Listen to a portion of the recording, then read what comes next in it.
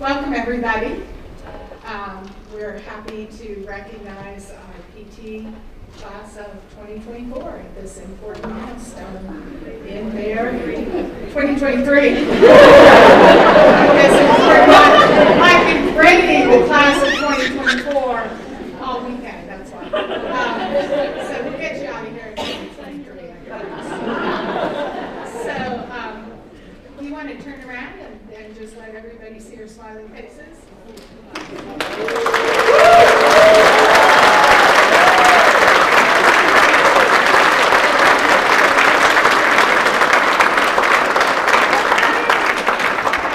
Everybody can have a seat and we'll get started here. I'll begin by introducing myself. I'm Dr. Mary Beth Mandich, and I am the chairperson of the Division of Physical Therapy. And throughout the curriculum, I teach pediatrics, thank you very much. Right on cue. Sound I love to hear. Neuroscience and rehabilitation, and it's a very special pleasure to be here today. And we have not had this event for several years in its typical way, with a reception at the end, and so it's just wonderful to feel like we have some sense of normalcy and that we're back. I also want to say thank you to all of the guests here today.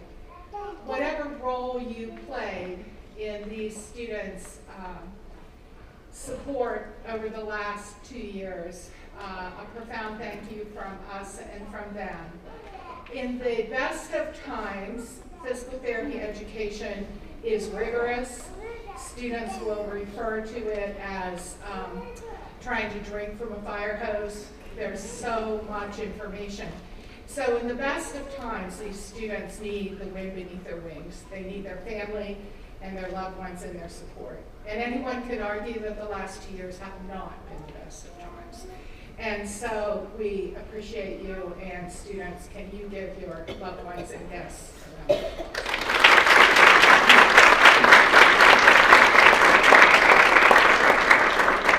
So the significance of today cannot be overstated. Although these students aren't yet ready to practice physical therapy on their own, they are about to begin a very important part of their education, where they take what we've taught them in the classroom and begin to apply it in the clinic on real patients. It is important to remember that this is still education. So take what you can from your clinical instructors, learn from them, and grow from them. Remember that clinical instructors, who we've been recognizing all weekend, give of themselves.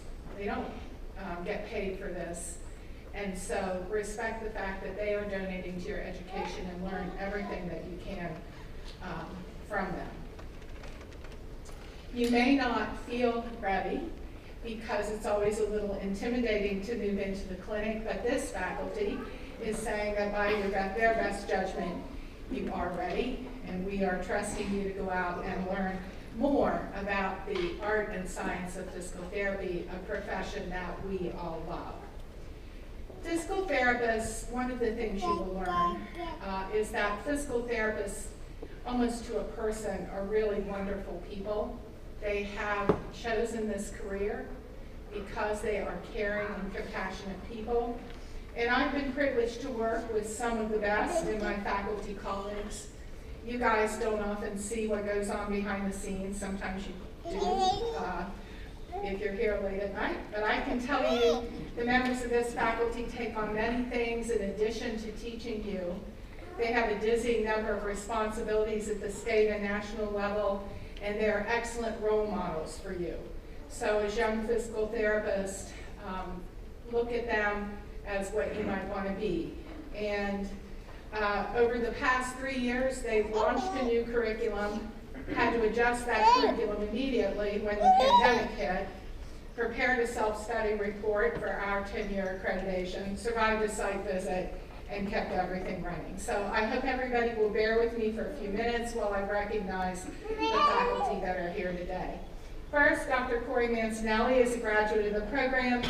She has her doctorate in anatomy. She teaches anatomy, kinesiology, and orthopedics. She's a board-certified exercise expert for the adult and aging population, and a board-certified geriatric clinical specialist. She's published extensively in musculoskeletal conditions. She's a well-known local clinician. She serves as the physical therapy director and assistant dean for clinical services. Patients and physicians seek her out for her expertise. Dr. Ann Swisher joined the faculty initially to coordinate clinical education. Currently, she's a full professor and program director of faculty scholarship and development, but she actually does much more for that division, providing roles beyond that in terms of administrative support and contribution. She's a graduate of the program, has a master's and doctorate in exercise physiology. Her areas of expertise are acute care physical therapy, cardiac and pulmonary disease, and oncology. She served as editor of the Journal of Cardiopulmonary Physical Therapy. She's received 2 Fulbright Awards, and she's a fellow of the American Physical Therapy Association, the highest award category of membership. The only one of our faculty ever to achieve this distinction. Dr. Ralph Utzman, key player today as he is the Director of Clinical Education, and he coordinates the clinical education experiences. He's a graduate of the program and received his master's in public health and his doctorate in healthcare policy. He's published on numerous aspects of physical therapy practice in our flagship journal.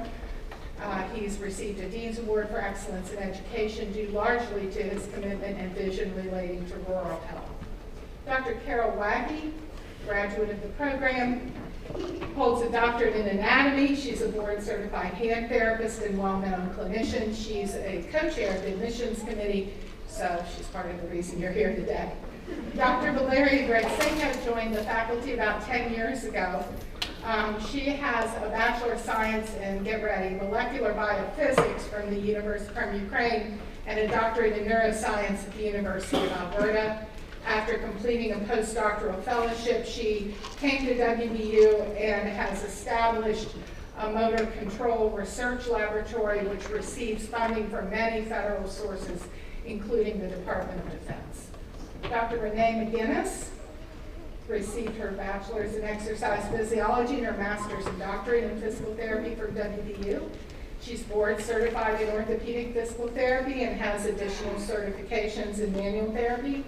She teaches and enrolls in musculoskeletal courses, and a couple years ago accepted a position as director of residency education. And she's largely responsible for getting our first residency in orthopedic physical therapy launched. Dr. Eugene Cheng, who you're going to see in the back making all of the audiovisual magic happen, joined us from National Taiwan University and a doctoral degree in a PhD from the University of Southern California, which is the top-run physical therapy education program in the country. He teaches in the area of research, prosthetics, orthotics, foot and ankle, and during the course of the last 2 years, we have discovered that he has a hobby in media, and so now he has another job in media. Dr. Mohammed Al-Wali is not with us today. He has taught these students both statistics and orthopedic physical therapy, particularly in the area of manual therapy. Dr. Tracy Rice is a graduate of the program, and she spent intervening years acquiring expertise in neural rehabilitation, brain injury, and vestibular. She holds a master's degree in public health and a doctorate in education. She's won outstanding teacher awards in the School of Medicine. And now, going on to associated faculty, we have some faculty who primarily practice clinically and lend their expertise to the students in very specialized areas of patient care. Dr. Megan Burkhart received her doctorate in physical therapy from WVU.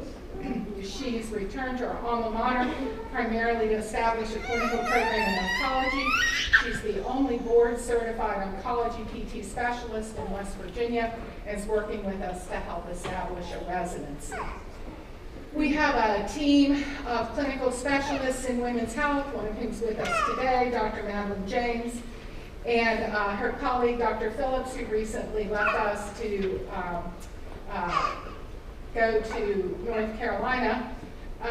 But we have only a few board-certified therapists in women's health in West Virginia, and this is a situation which we hope to remedy with the help of Dr. Phillips Phillips, and now Dr. James.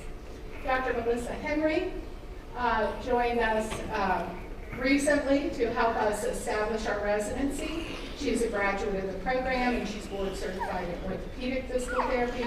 She works in the clinic and helps with the orthopedic and musculoskeletal courses. Dr. Cheryl Brandmeier, a graduate from Ithaca College, practiced in the Hershey area before she and her husband came here, and she is our movement disorder specialist currently working on her doctorate in one of our motor control laboratories. We also have associated faculty who contribute to the education from other departments. Dr. Dina Jones coordinates our evidence-based medicine track. We've sent her to Oxford University several times to do that. Dr. Bill Stauber has continued to support the program in the area of neuromuscular physical therapy. And I don't see in the back, if we have Dr. Sandy Burkhardt, and chairperson of the program from 1980 until 1994, and John Petronas, who's a professor emeritus here. I want to thank Julie Piasak and Teresa Lucci for putting the ceremony together, and you guys know I've missed somebody, right? Dr. Kimberly Evans is a graduate of our program and received her DPT from Virginia Commonwealth University and her doctorate in public health from WVU. She teaches in a lot of courses, coordinates the first part-time clinical education.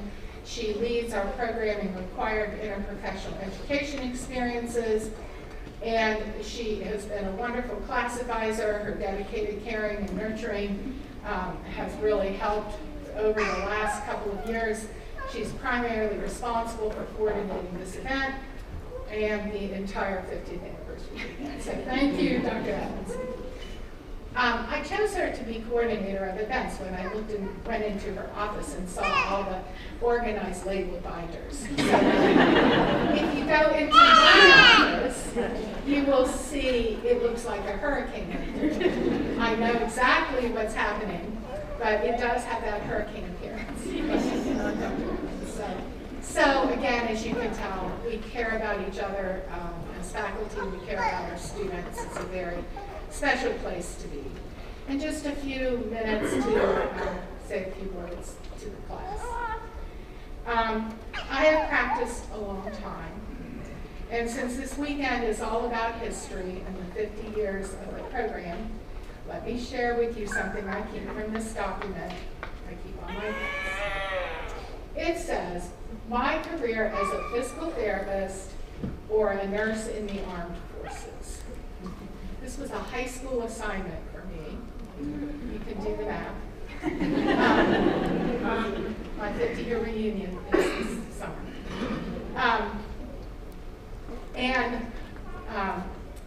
This says my career study, occupational evaluation. I feel that personal rewards would be great in therapy.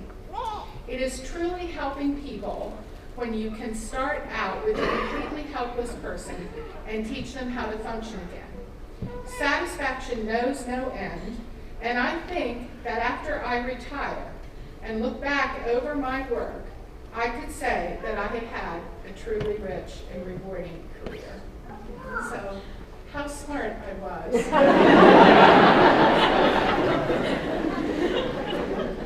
I am at that point in my career, and I am looking back, and I can say, you were right. I was right about it all.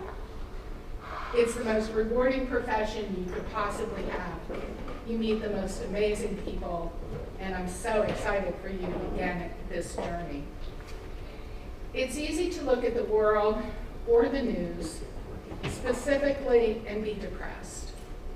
It's been a dark time, and there have been a lot of losses over the past few years. This class lost normalcy. You did not enter the PT program. You've lost family, and most importantly, and most painfully, you lost a classmate. Hunter Hazen's death had a profound impact on your class, and his presence will forever be a part of the class of 2023. One of my favorite quotes, which you will hear me say quite often, is when there is a time of darkness and you can't change anything, what you can do is sit in your corner and light a candle.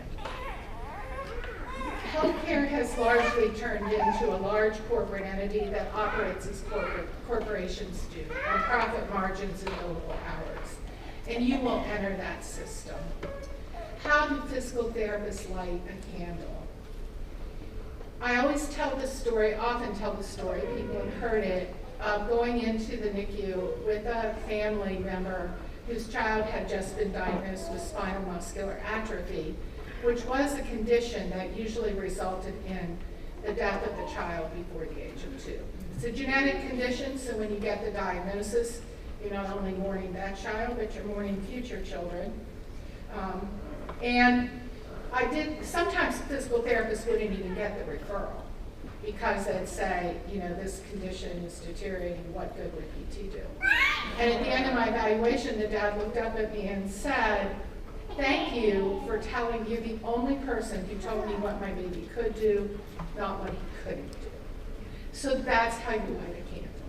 I couldn't change the diagnosis or the prognosis, but hopefully I lit a candle in their lives that day. We light a candle when we listen and when we care. We light a candle when we deliver care that we can't charge for. We light a candle when we attend a course so that we can learn something to be better at what we do. We light a candle when we make sure to nurture the relationships in your life that sustain you. If COVID has taught us anything, it has taught us the toll that loneliness takes on the human spirit. Make sure you keep your loved ones close and make sure you pay attention to the patients who come to you who are lonely. In the end, you light a candle when you go above and beyond. Dr. Edsman shared with me a story this week of a student that is in the graduating class that had a patient who was refusing physical therapy. He had an amputation and he wouldn't come to therapy. And the student spent time in the evenings trying to research mirror therapy and figure out how to get the patient to come to therapy, which he did, and which was largely successful. That's lighting a candle. One of my quotes that I keep in my office as my North Star is from Khalil Gibran. Work is love made visible, and if you can't work with love but only with distaste, it's better that you leave your work and sit at the gate of the temple and take the alms of people who work with joy. You are going to be the light in individuals' lives, and you will light the way forward for the profession of physical therapy. So beginning in a couple of weeks, I hope you set the world on fire. So congratulations.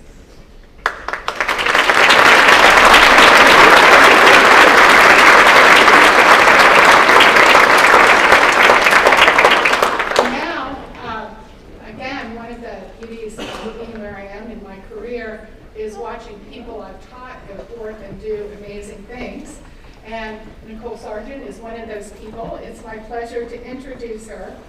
She hails from Weirton, West Virginia, and she graduated from our program with a master's degree. And she has largely spent her practice time in the Eastern Panhandle of West Virginia, where she was first introduced to practice as part of the WVU World Health Initiative. Her emphasis has been primarily in pediatrics, and as any good pediatric PT knows, family is critical.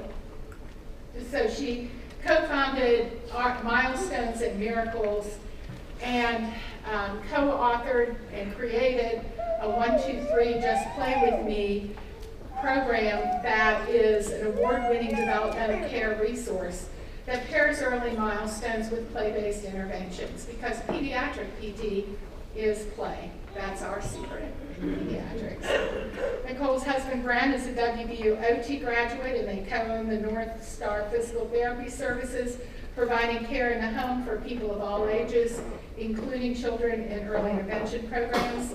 So they continue to live and light a candle for the people in the Eastern Panhandle, Nicole.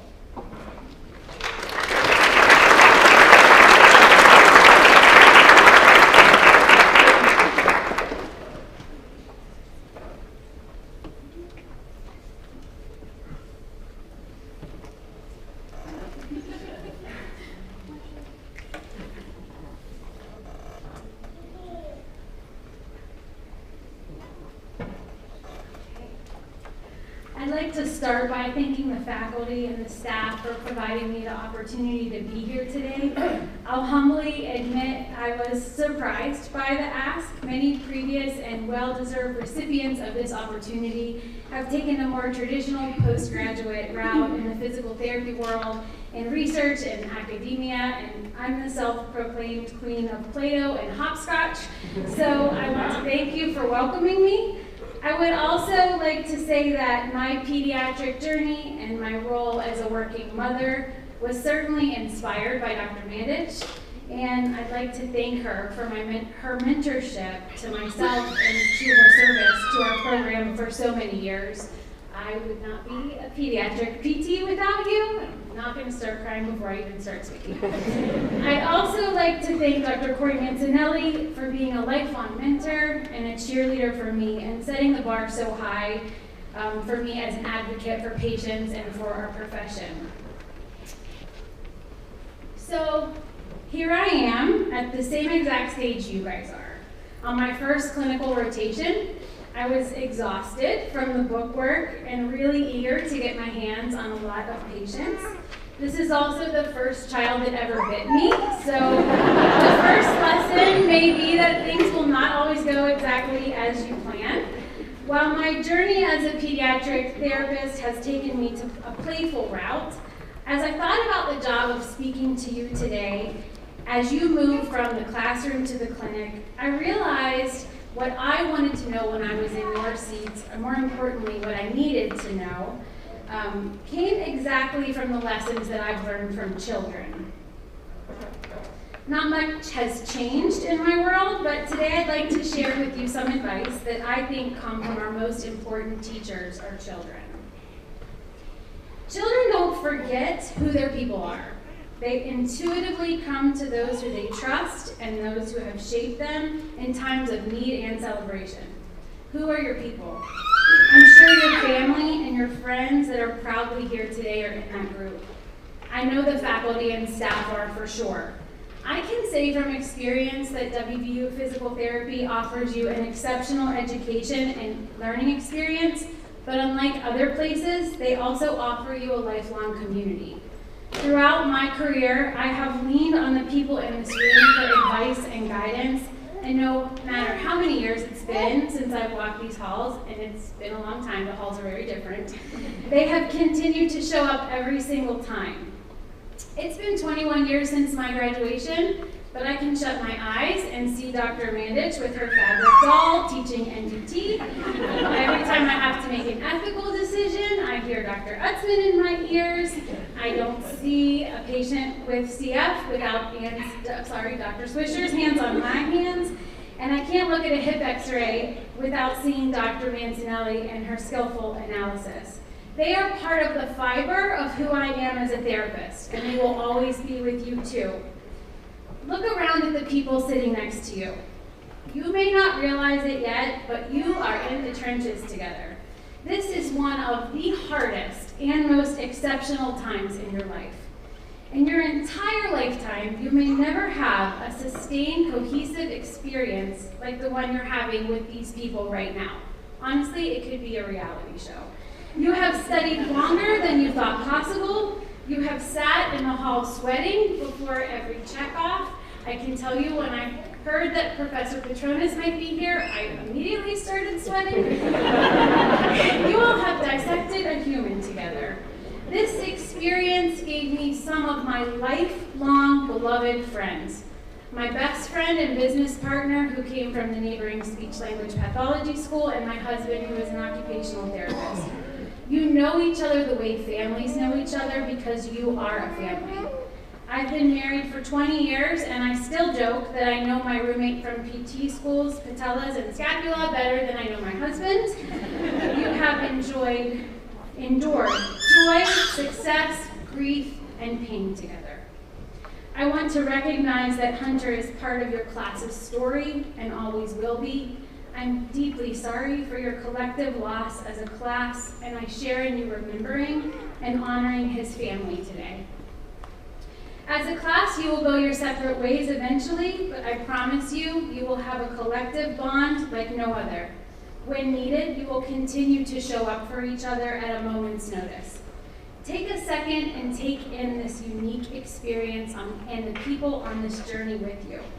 Be thankful for them, and don't ever forget that you belong to each other. Children don't doubt themselves. They trust their instincts and they're confident because the world hasn't had time to chip away at their internal sense of knowing. You have done the work. You have methodically been prepared for the challenges ahead of you. And while you will hopefully always see yourselves as students of the human body, you are ready for this next phase. You are worthy to take this step into the clinical world and to serve and learn. So don't second guess your worthiness to be in this arena. Children take that natural confidence and what do they do with it? They dream. A superhero, a professional athlete, or as my youngest once dreamed, a dolphin trainer and a shoe designer at the same time. No problem. Your dreams from this point on will grow and likely change. If you would have told me on my white coat ceremony day that I would be self-employed, working through contracted positions that I'm passionate about, and owning a business that has sent me to places to work with companies I hadn't even heard of, I wouldn't have believed you. I imagined khakis and a polo and a children's hospital and a traditional 9-to-5. But as I learned about children and families and their needs, and more importantly about myself, my dreams expanded like the pride of West Virginia bursting from the center of Mountaineer Field. And yours will too, if you allow them. So don't stop dreaming ever. If you've spent time with children, you know their list of questions seamlessly never ends, nor does their excitement for those questions and the answers that follow. Researcher Brené Brown says, "It's easy to get to that place where we only do things we're already good at doing. I love that place, but it's not good for me." As therapists, we must keep asking, keep discovering, and keep learning.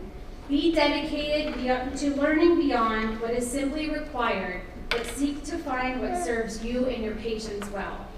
In her work, Dr. Brown shares that increasing research points to the fact that curiosity and knowledge grow together. The more we know, the more we want to know, and that's a good thing. Don't stop at what you become good at. One of the greatest to ever understand the world through the eyes of a child, Fred Rogers, said, "Imagine what our real neighborhoods would be like if each of us offered, as a matter of course, just one kind word to another person.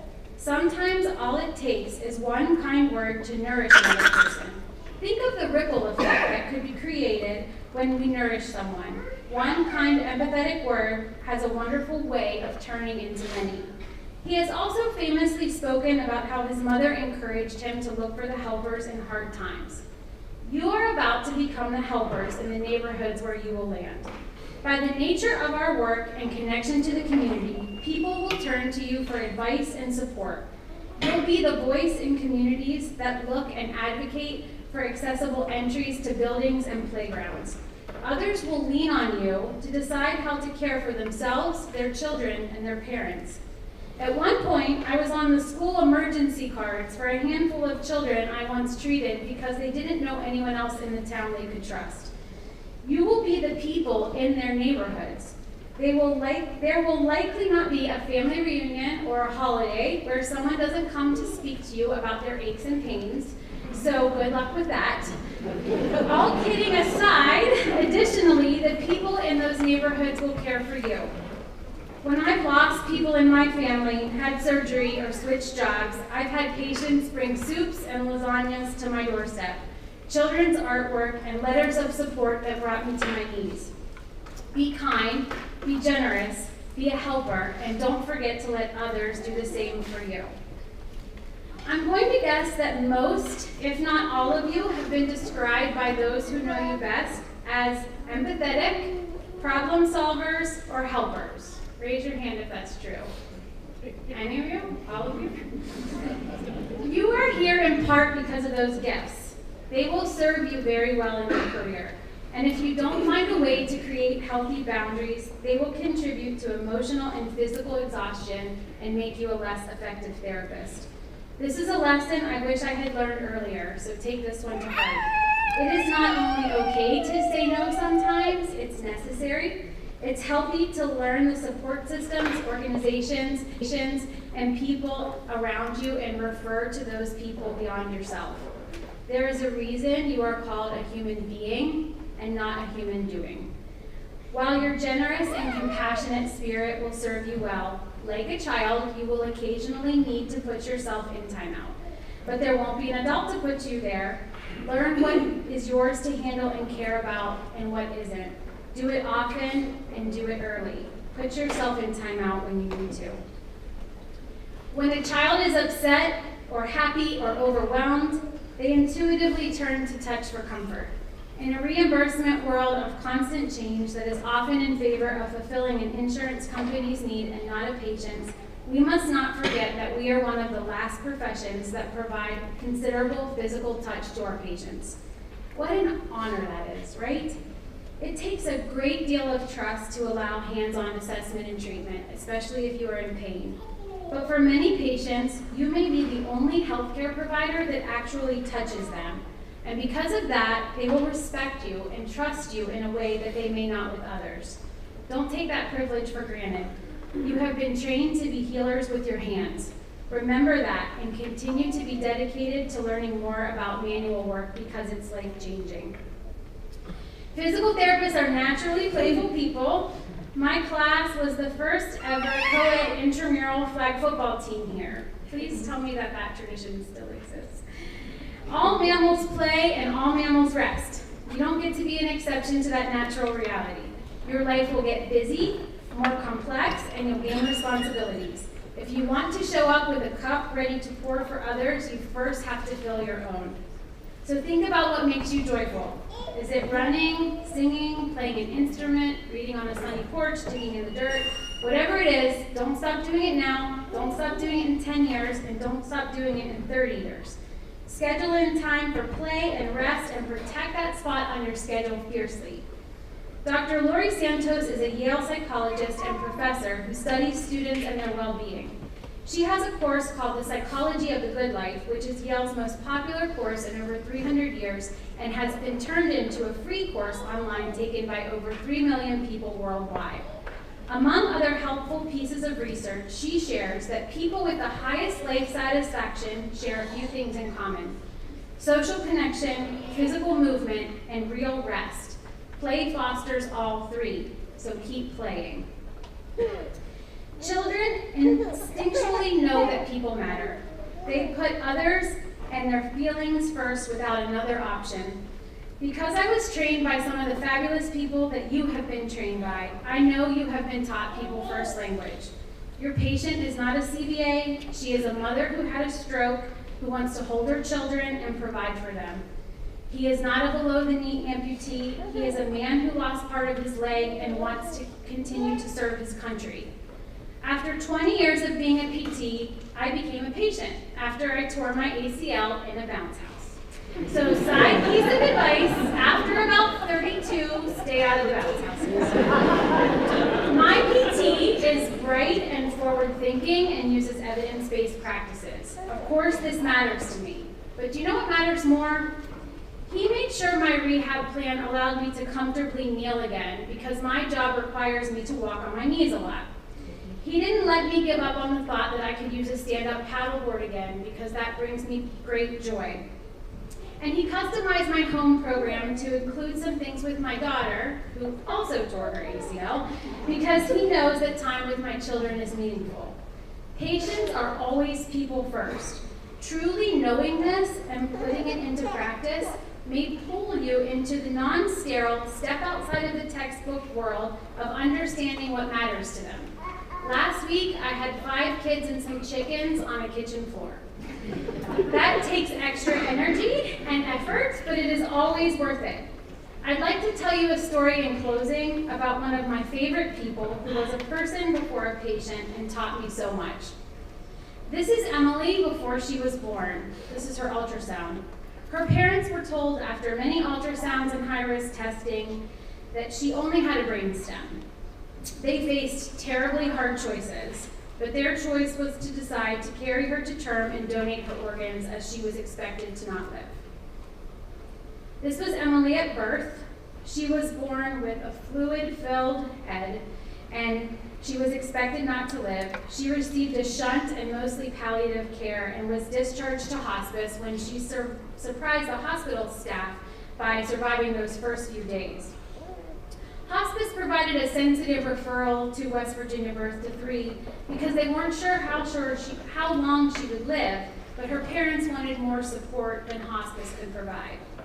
When I entered their home as her first PT, she could not eat, she could not see anything, including light or movement. She had no typical infant responses, but I knew she was loved and that her parents were clearly all in for whatever this journey might look like. Emily received services from PT, OT, speech, a dietitian, a developmental specialist, and a vision specialist. I went to her home once a week for 3 years. By the time she turned 3 and exited our program, I knew both sets of grandparents, all of her older sister's favorite songs and toys, how to let myself into the house, how to let the dog out of the house, and where to find clean towels in the bathroom. I also knew that Emily was immensely loved. At that point, Emily knew how to walk with a gait trainer. She could see 40 feet in front of her. She recognized colors, shapes, letters, and cracked jokes. On her last session with me, her parents gave me a photo collage, and they included these images from her brain MRI at 2 years old and 3 years old, each with evidence of growing brain tissue. At the top of the collage were the words, "God has a plan and a purpose for my life. Thank you for being part of the miracle that is me." I've told this story probably 50 times, and I can never tell it once without crying. I have a book full of photos of children and letters from their parents like this, over 20 years of stories. The gift of them trusting me to witness the miracle of their child's development and learn from them is a pretty sweet job perk, in my opinion. You've studied and you've trained to come into your patient's life and to help improve them. Your patients will come into your life and change your world. I promise you this. So stand tall today, be grateful for where you came from, and excited about where you're going. Christopher Moore writes, "Children see magic because they look for it. So wherever the path meant for you leads, don't stop looking for the magic, don't stop accepting it, and don't stop creating it for others." Thank you.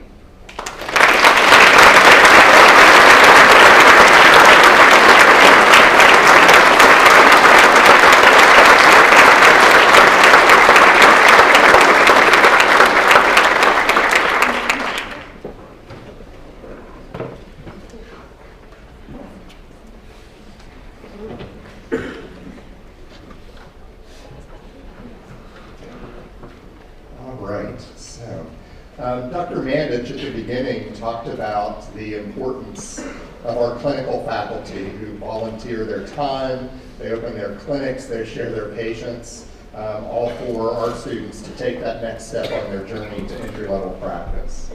As part of our mission, the WVU Physical Therapy Program requires all of our students to do part of their clinical training in a rural underserved area, with a long-term goal of increasing the number of physical therapists who are practicing in rural West Virginia.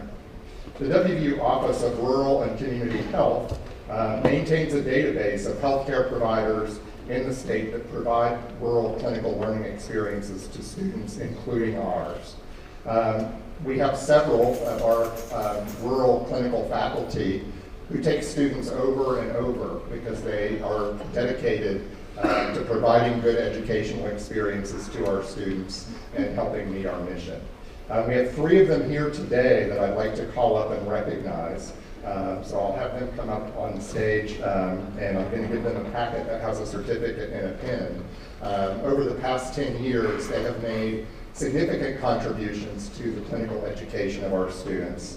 So Dr. Candace Gustafson, who has provided 64 weeks of clinical instruction. Mark Hose, who's provided 116 weeks of clinical instruction. And Dr. Stephen Young, 164 weeks of clinical instruction. And I can give you the breakdown of hours if you want.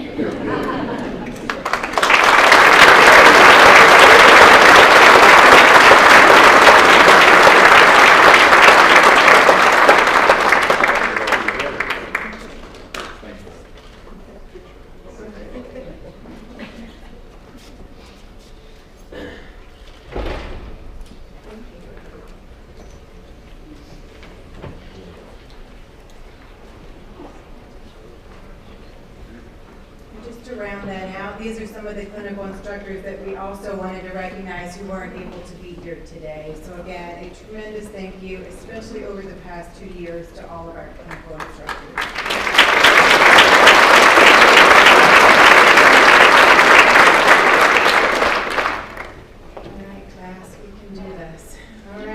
So as class advisor, I have the distinct honor of presenting each student in this class to you this afternoon. Let's hope I do a little bit better in that role than my events chair role that includes the technology of this event so far. So hopefully this goes a little bit smoother. This class began their DPT journey in June of 2020 in the midst of a Little World event that you may have heard something about, the COVID-19 pandemic. They were 6 feet apart. They were outside for their orientation in small groups, and they were masked. The first summer was anything but ordinary, but yet, one day at a time, I would say often 1 minute at a time, they persevered through all of the unknowns of COVID and gross anatomy, and they grew and they succeeded. As changing COVID protocols, as they continued through their first graduate year, they continued to adapt. They adapted to changing COVID protocols, changing course delivery methods, and incredible periods of unknown and isolation. And they continue to do so with an amazing perspective, an amazing head on their shoulders, and often a sense of humor, which we all know is crucial in difficult times. Just as they were starting to adjust to life as a graduate student in a pandemic, the unimaginable happened. In early June of 2021, Hunter Hazen, a member of this class, passed away tragically. I keep telling the class, to me, Hunter was larger than life. Not only in size, he was an athlete, and he had a presence in the classroom, but more importantly with his personality. He had a way to make his presence known in the best way possible. He just had a light, and he was enjoyable. He was incredibly determined to succeed and worked really hard despite some incredible challenges during his year as a PT student. During our rehearsal on Thursday, I asked his class to tell me some stories about their time with Hunter, and we quickly broke into laughter, which I think was much needed. The stories they told about Hunter included wearing a Hawaiian shirt to his first professional graduate class, which we all know is not included in the dress code anyway. It didn't violate the dress code, we don't include Hawaiian shirts as an example of how we might dress for some of our classes. They included stories about hijacking a student, Ronnie's Spotify account to play country music during gross anatomy lab. Each time we talk about Hunter, country music comes up, and the song Chicken Fried, so I will never hear that song again without thinking about Hunter. And apparently he addressed the class as esteemed colleagues each time he gave a presentation. I also asked them what Hunter's untimely death has taught them, what they will take from that experience moving forward. Ultimately, they said they will remember to laugh, as Hunter was always able to do. They will never take a moment for granted or take themselves too seriously. They also noted what a great clinician he would have been, and that he would also have provided these same gifts to all his future patients, that he would have always been able to make his patients laugh. So, in honor of Hunter, we will dance in the rain, we will laugh when it hurts, and we will remind ourselves and each other to live in the moment, which we all know is really hard to do. In the years since Hunter's death, we have talked with his classmates and his friends about how we can continue to honor Hunter and keep his presence alive as a forever member of the WVU PT class of 2023. We have done so today by saving a seat for Hunter where he would have sat. And we're going to present a white coat in his honor. So a big part of today's ceremony, as you all most likely know, is the presentation of the white lab coat. We are incredibly grateful that his brother Ryan and his sister Margaret Hazen are here with us today and they're going to come up and accept this white lab coat in Hunter's honor. Margaret, you know?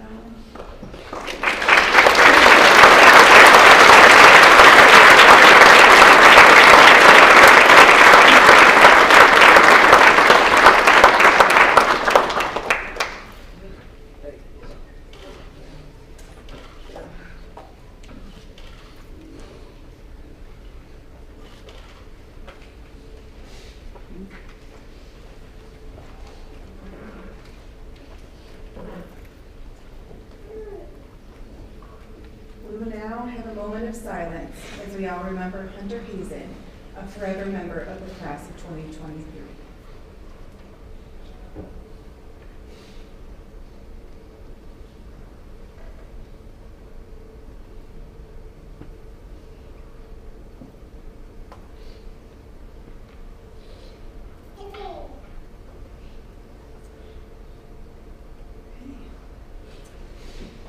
We will now present the WVU-PT class of 2023. As each student walks across the stage, they will sign the APTA Code of Ethics, which is our ethical guidestone, and they will receive a white lab coat, which signifies their transition from the classroom to the clinic. Students, in the pocket of your lab coat, in the right pocket, are some sponsorship cards.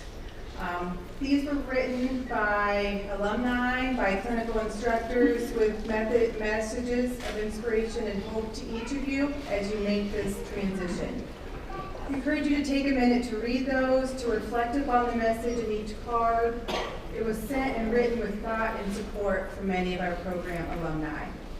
They have been in your seats and they understand your journey. I also encourage you to pay it forward as we continue this program in the future. And without further ado, the DPT class of 2023.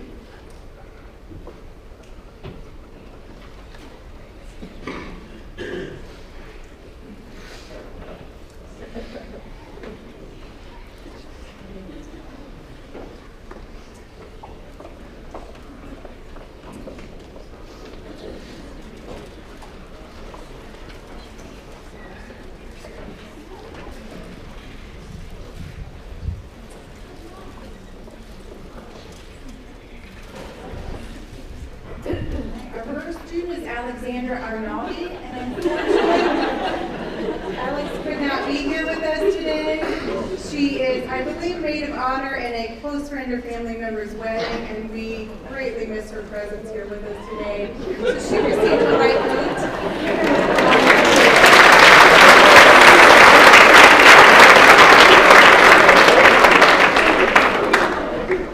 Jay Billiter.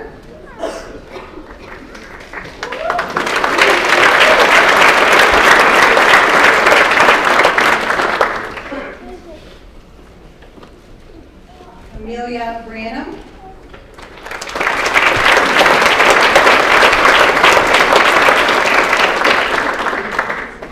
Sarah Berkey.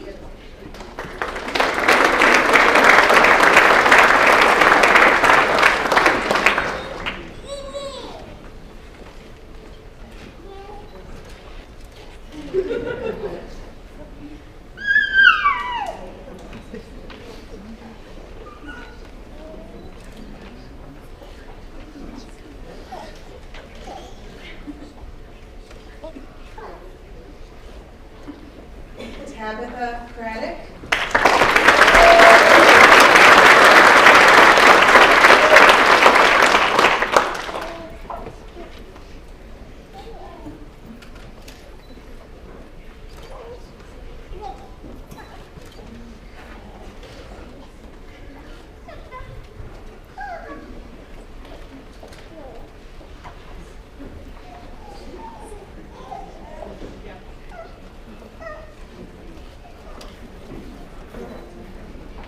Mackenzie Durkis.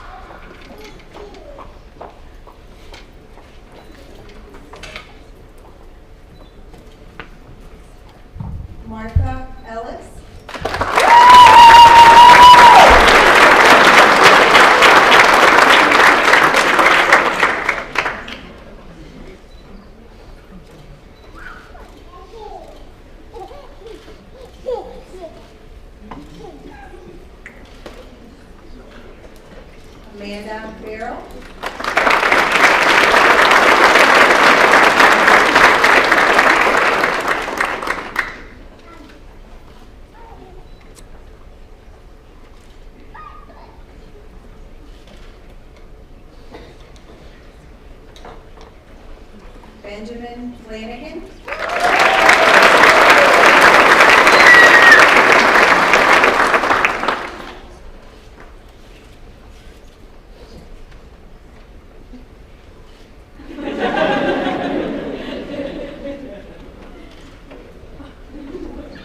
Shelby Garner.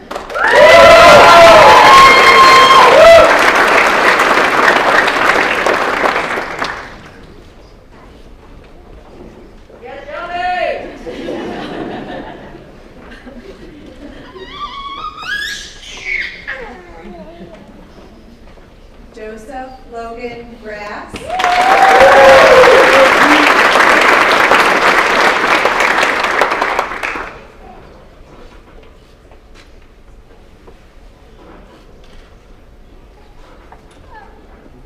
Hannah Hobson.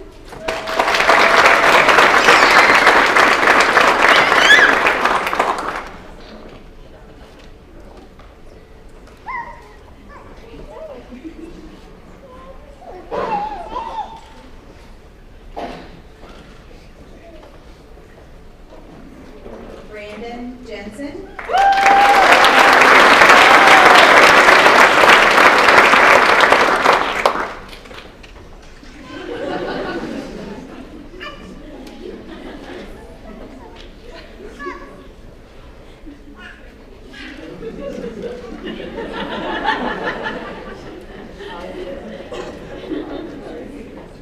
Jeremy Kovacs.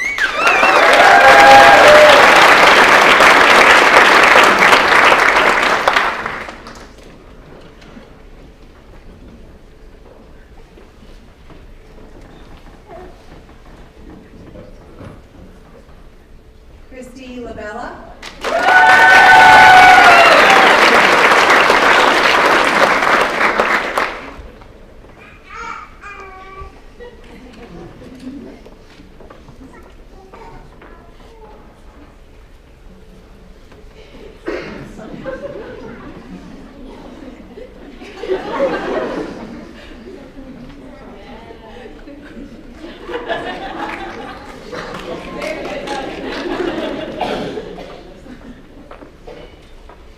Serenity Lynch Bolin.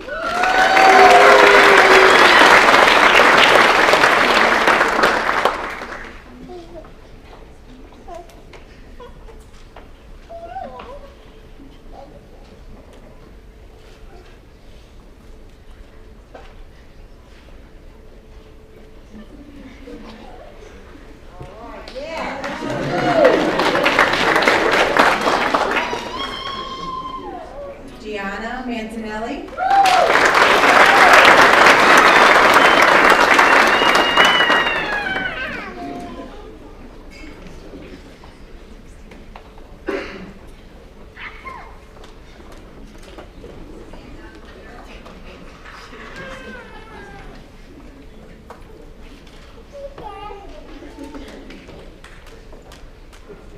Evan Mathis.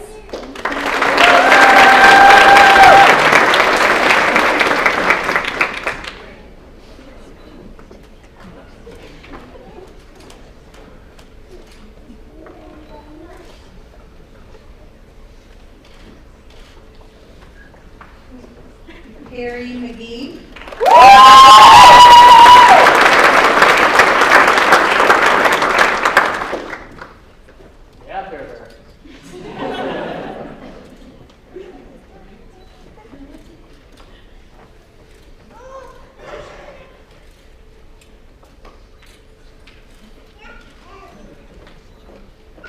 Ashley McManamy.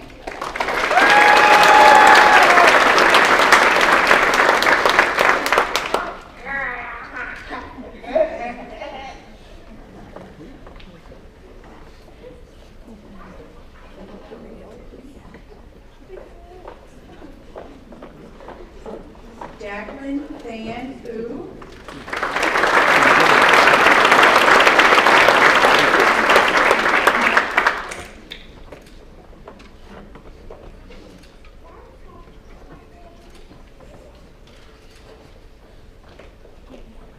Madison Owens.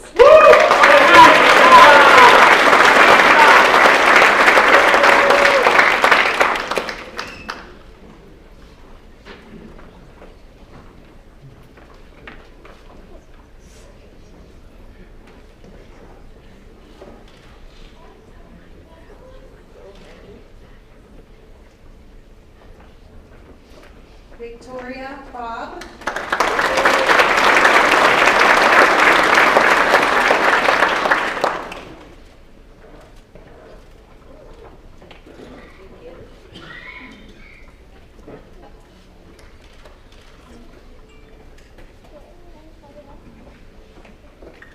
Courtney Randolph.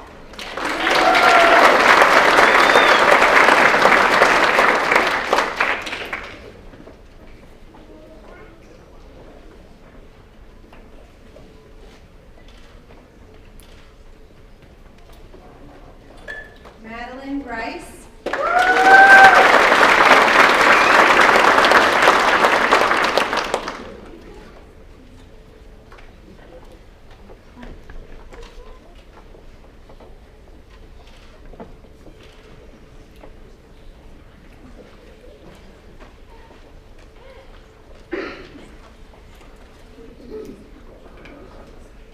Fabio Romano.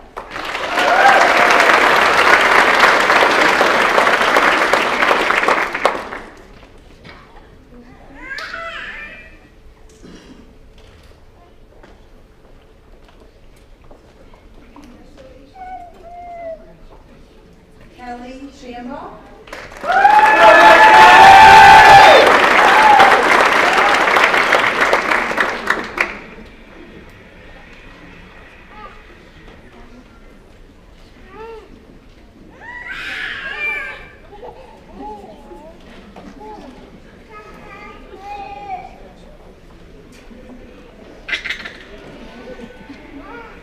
Morgan Signorelli.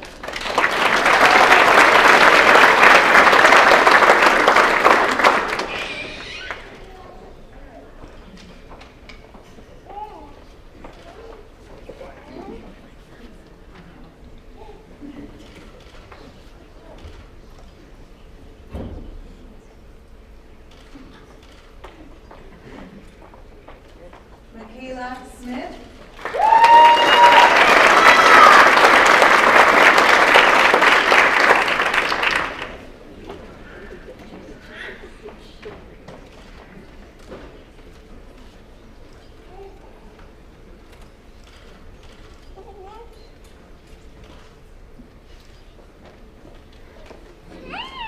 Katie Snodgrass.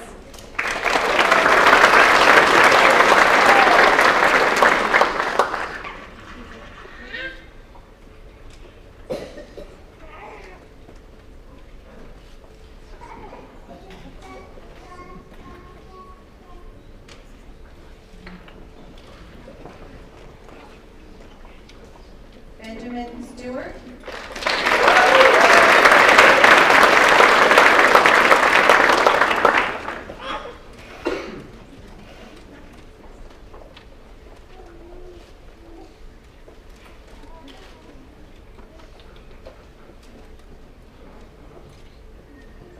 Ronnie Taylor.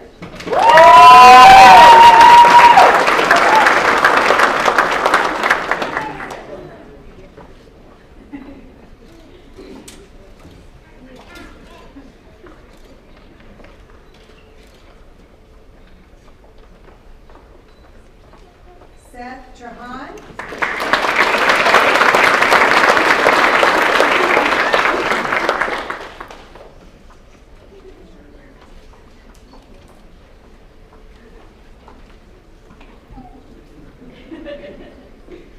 Kelsey Unroe.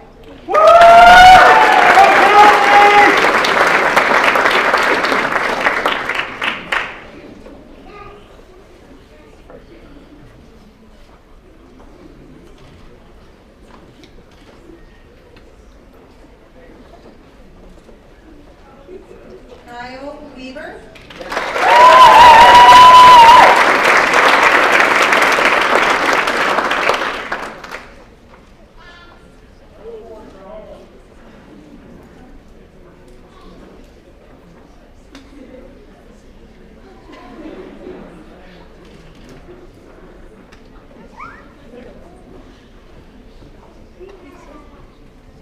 Robert Kobe Weed.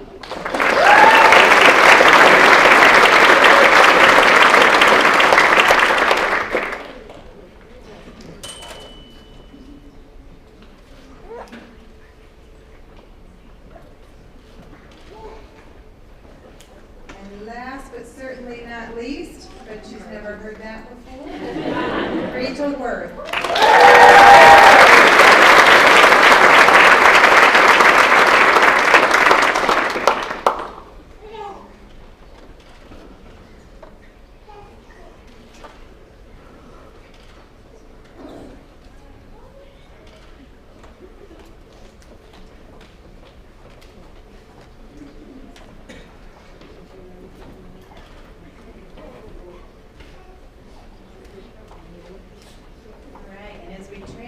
The stage party, one more huge round of applause for the DPT class of 2023.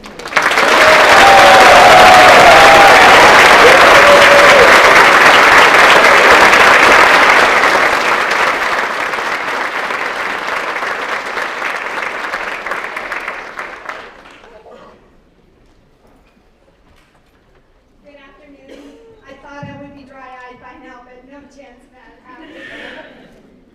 So, I was not supposed to be here today. It was really pulling on my heartstrings, and then now all the tears, and it's just been truly emotional. But the students know I'm sort of emotional anyway. I'm not Dr. Bryce, although I humbly take the title. I am now the chair of academic and professional standards. I am Dr. Mancinelli, but more importantly now I can live in the shadow of Gianna Mancinelli and all of the rest of you as I get close to the end of my stint here. Now, this class has been tremendous, and every single year I get to stand up here and tell all of you about those students who have the highest GPAs in the group. We've had 1, we've had 2, we've had 4. We've never had this many. So here they are. I'll call your name. Come on up and get your certificate all together and take a picture. And here we go. Sarah Berkey.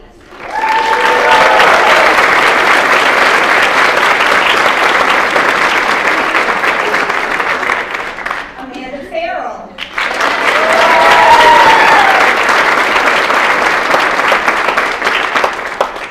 Go Navy.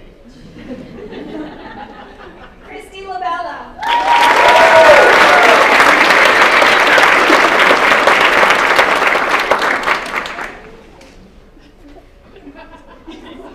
Whichever way you want.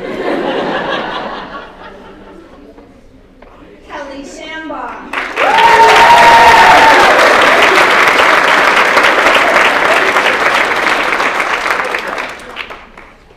Michaela Smith.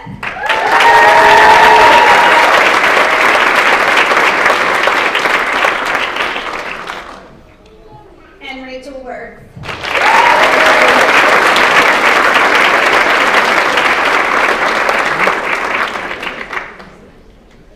All right. Now you're not in order, but you can change them around so we don't waste any time.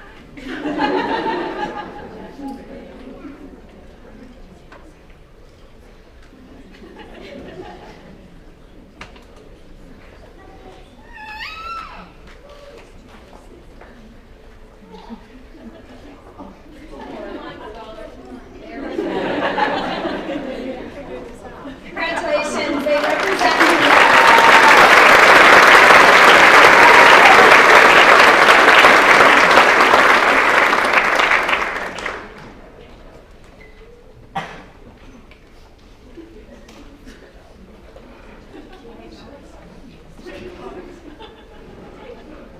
Okay, for the next award, I'm going to present the Emerging Young Professional Award.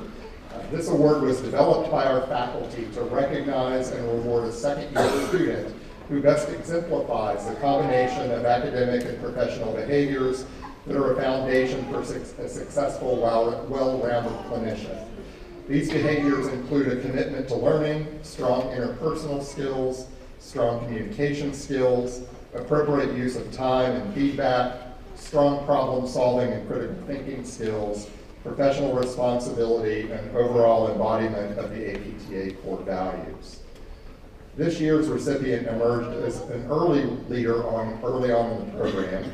She serves as a class liaison to the American Physical Therapy Association and its West Virginia chapter. During the busy spring semester, she volunteered on extremely short notice to drive to Charleston to represent the student body at APTA West Virginia's annual day at the West Virginia Legislature. She's also supported our program's admissions committee on numerous occasions, serving as a student ambassador, which meant being available over the winter holiday break to give tours and to speak with individual students in person and by phone. So the faculty noted that she is a delight to have in class, always maintaining perspective and a sense of humor, giving 100% with every assignment and activity. She's not from West Virginia, but she truly embodies our university's values of service, respect, accountability, and appreciation. So it's my pleasure to recognize Alexandra Arnaldi as this year's recipient of the Emerging Young Professional Award. Unfortunately, Alex could not be with us today because of a family commitment, so please give her a round of applause.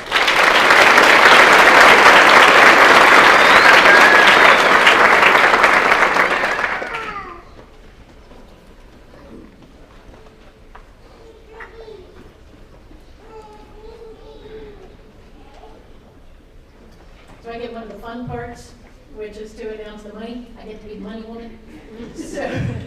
So the program has 3 scholarships that are for some outstanding PT students. So read a little description about each of the scholarships, name the scholarship award winner, and ask them to come up on stage as we all come together and be recognized. So the first scholarship that the program has is referred to as the Professional Program Scholarship, and it is awarded to an out-of-state student with the strongest academic record in PT school in their first year. And it is intended to help defray some of the cost differential between out-of-state and in-state tuition. And so the recipient of that scholarship in this class is Mr. Kyle Weaver.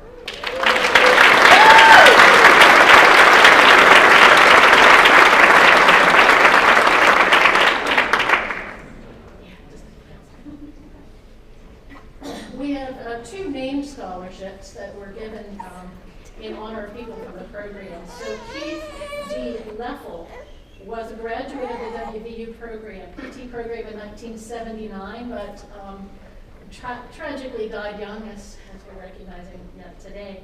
And a scholarship named for him was created by his family in his memory and is awarded to a West Virginia resident who best demonstrates leadership ability. And I'm very pleased to announce that recipient is Michaela Smith.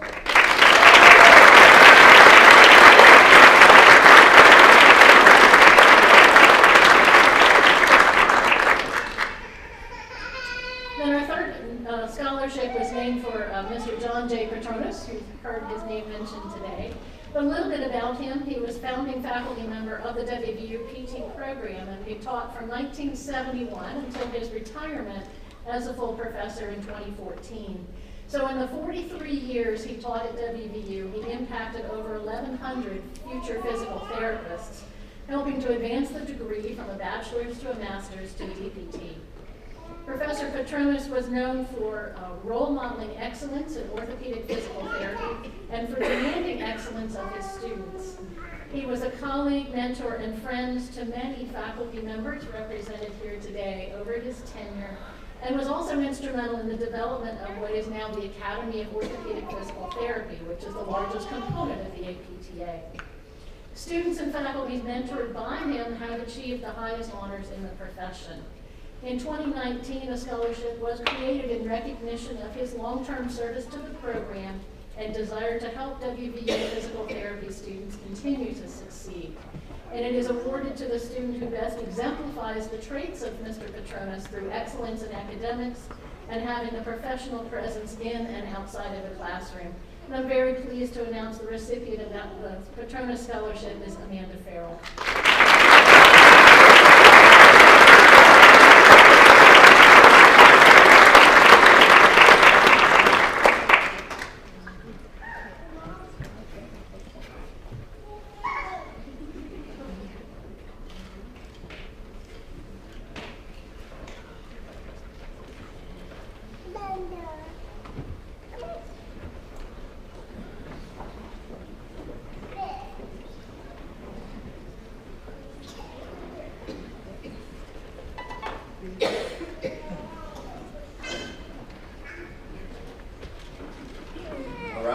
everybody.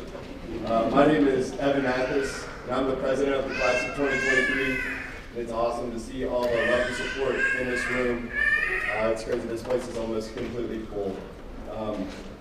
I'm excited to have this spot because I get to personally thank a few people that have helped me along my PT journey. So first, I'll start off with my family and my girlfriend helping me and believing in me and supporting me in every single way possible, and holding me to a high standard and teaching me never to quit when things get hard. Next, I want to thank my fellow class officers, Jay, Michaela, Ashley, Hannah, and Alex, for making my job much easier. I really appreciate you guys always being there for me. Next, I want to thank the professors and faculty for giving their time to make sure that we're ready for this moment in our curriculum, and so that we can go forward and succeed the way we need to. And next, I want to thank my fellow classmates. I'm so thankful for all of you. Each of you play a special role for our class. With being a COVID class, I know we've dealt with fully online, into the hybrid with a little bit of both, and now, thank goodness, into the mostly in-person stuff. We've been through it all with all the practicals, exams, checkoffs, more. We've been through the highs and lows together, and I don't think there's anyone else I'd rather go through it with. But next, what does this white coat even mean? It marks the transition of finishing up our preclinical stuff so we can get ready to go into the clinic in our full-time rotations.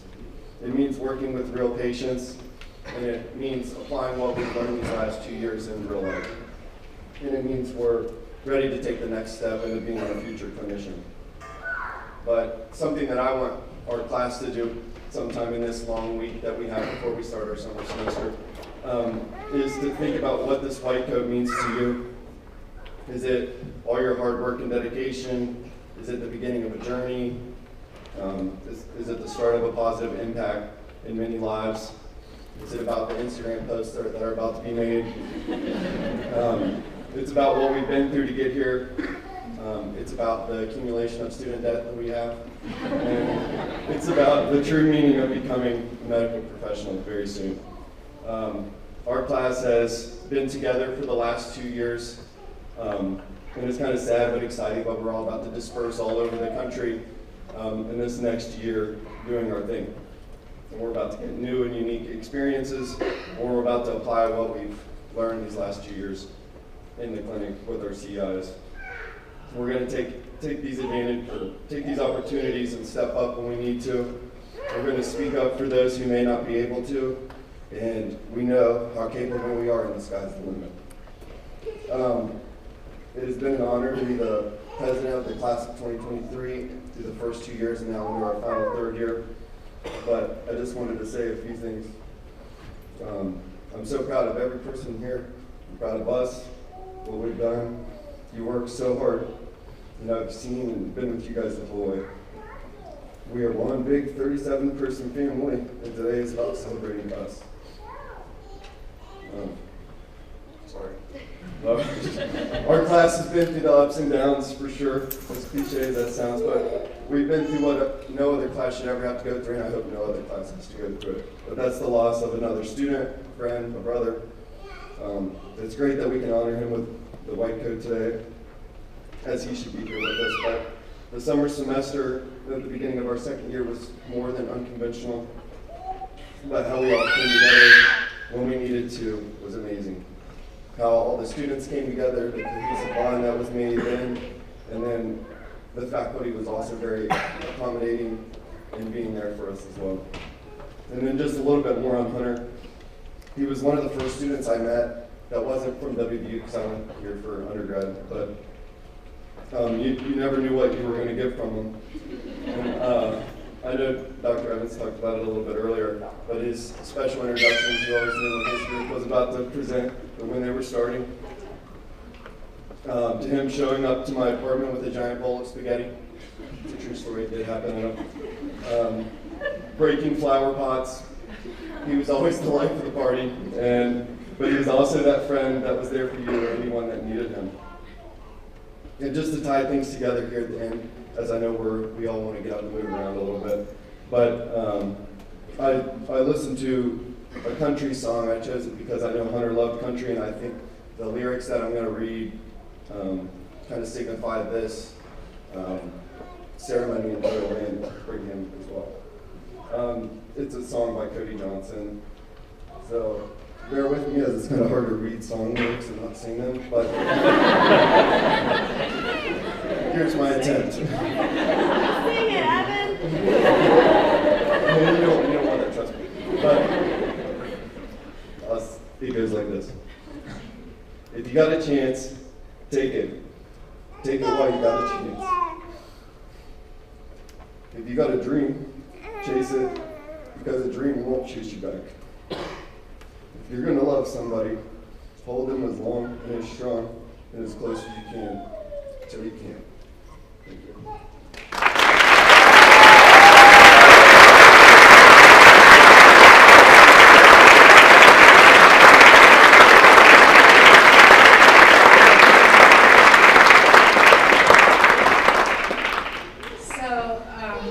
There's not much left to say. I'm always struck at this ceremony that we don't practice this. We don't talk to each other. We don't share our speeches.